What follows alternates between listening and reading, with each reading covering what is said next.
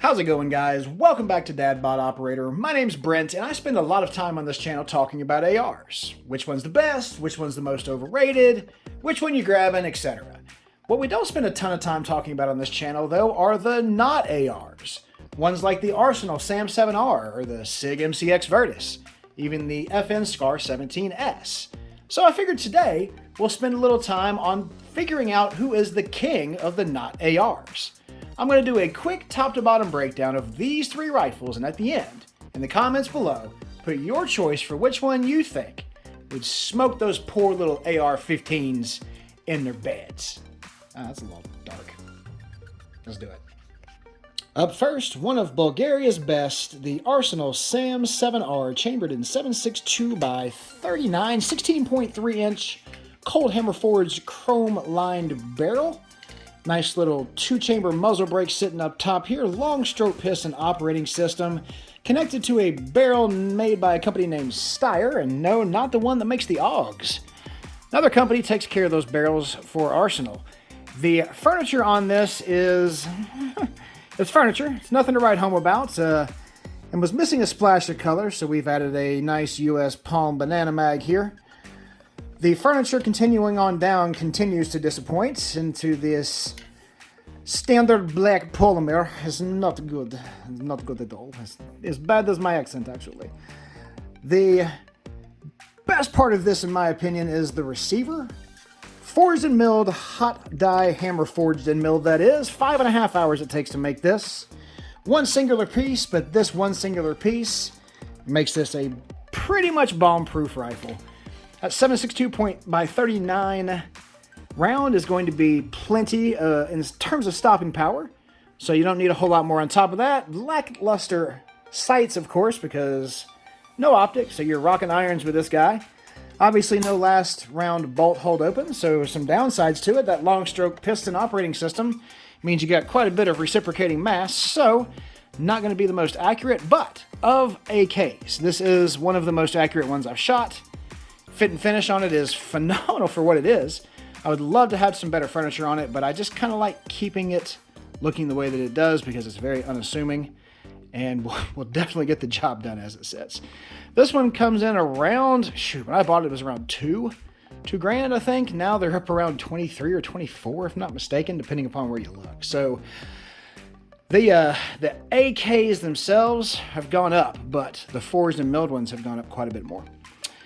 Arsenal does it right, and the quality is apparent with these. Let's check out the next competition. I always forget the trigger every time. We are using some snap caps here, guys, so fear not, all is well. Two-stage FIME trigger on here. First stage is about 2 millimeters. Solid wall, and then a nice clean and crisp break. Reset is about 2 millimeters or so. So quite a bit of reset on there, but as an AK trigger goes, it's still a very, very nice, very crisp trigger. And that is a very nice all-around rifle. If you're trying to beat the ARs, a good AK is a good way to do it. Let's move on to the SIG. I know I snuck the SIG in here on a technicality. Technically, it's kind of like AR adjacent, but regardless, we're doing it anyway. The Sig MCX Virtus, chambered in 5.56, 16-inch barrel on this guy. Nice 3-prong flash hider on there. Short stroke piston operating system with adjustable gas block for all your suppression needs. The most highly robust handguard ever made in history. If need be, you'd see John Wick swinging this like a bat whenever he ran out of ammo, because this thing is simply robust. M-lock slots all the way around, lots of lightning cuts, and it is still heavy as a brick. Without a doubt, they did have robustness in mind, and because it does have a short stroke piston operating system on the inside, they had to make it a little bit longer than normal because I got to accommodate for that big old piston in there. When you got a bigger thing in your pants, they got to give you more room, I guess, you know? The way of the world. Coming on down here, we got some QD cups for all of your sling needs, pictini rail sitting up top, and mono forged upper. Starts here and goes all the way out to here.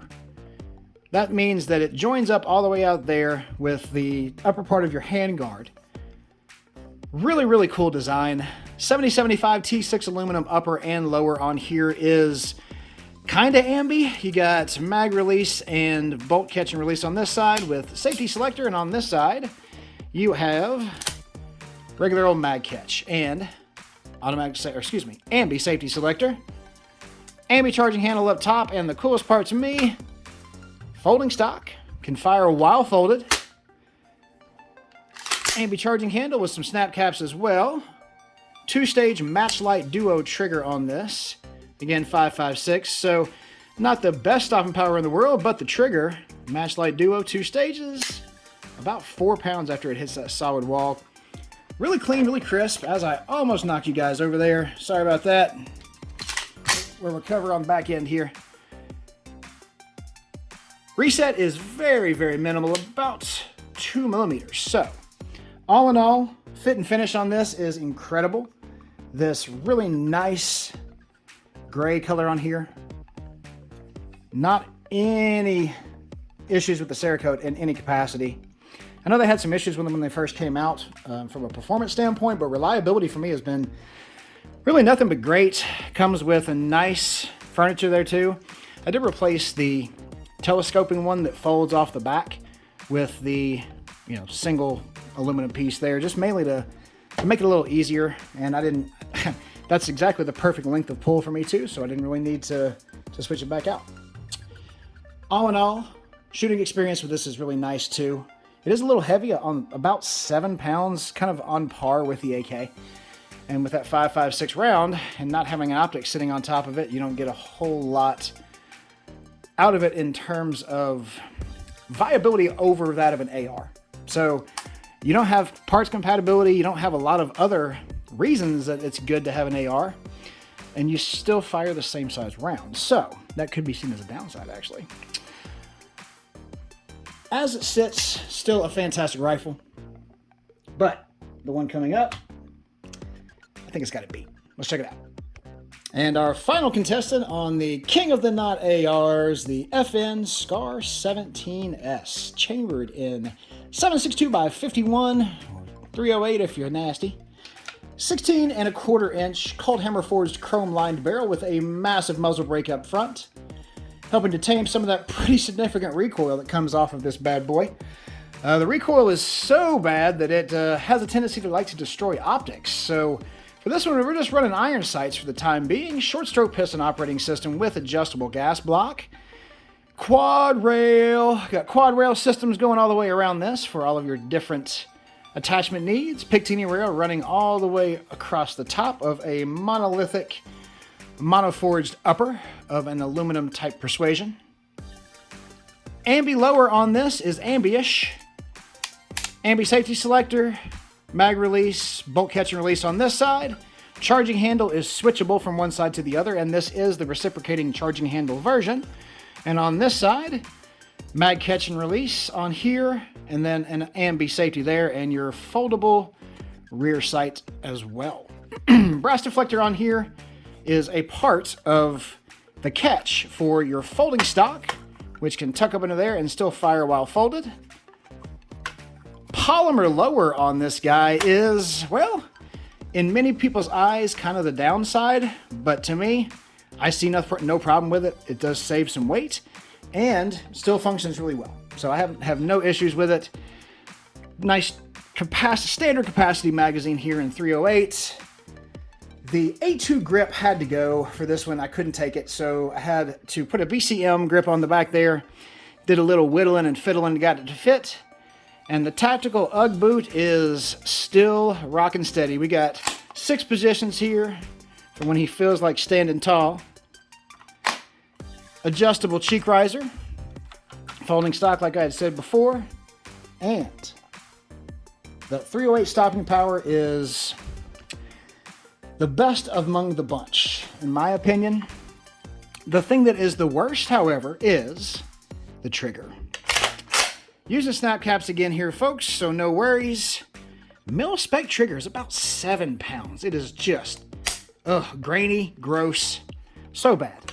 How you put such a horrible trigger, resets about 2 millimeters, in such an expensive gun is just beyond me. I don't even understand it. It kind of breaks my heart because you have to pay like $325 to get a Super Scar trigger from Geisley, and man, I can't fork it out right now, guys. I got them bills to pay. I'm on low-end YouTube money here, so you know, I gotta just stick with the mil-spec trigger for the time being. But the stopping power that comes from this, the fit and finish on it is fantastic. 308 it's a NATO round for a reason, folks. It's been around and it's going to be around. So, in my opinion, of these three, which one is the king of the not ARs? Either the Arsenal SAM7R, the Sig MCX Virtus, or the FN Scar 17S. For me,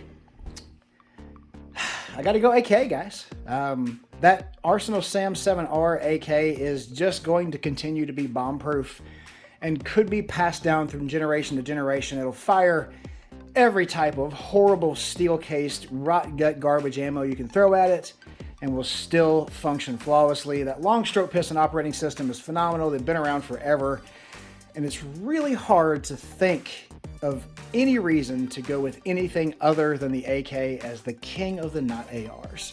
That's just my opinion, guys. What's yours? Put your choice for which one is the king of the not ARs in the comments below. To all my long-time viewers, thank you guys so much. We are officially monetized now. Thank you, YouTube. Thank you, YouTube gods. And thank you guys for watching, liking, subscribing, sharing, all that kind of stuff. It really helps out the channel. I didn't realize how much it helps until we actually started making a little bit of change from YouTube for it. So thank you again, guys, very, very much. To all my first-time viewers, welcome to the Dad Bod Squad. Beers in the fridge. See you next time.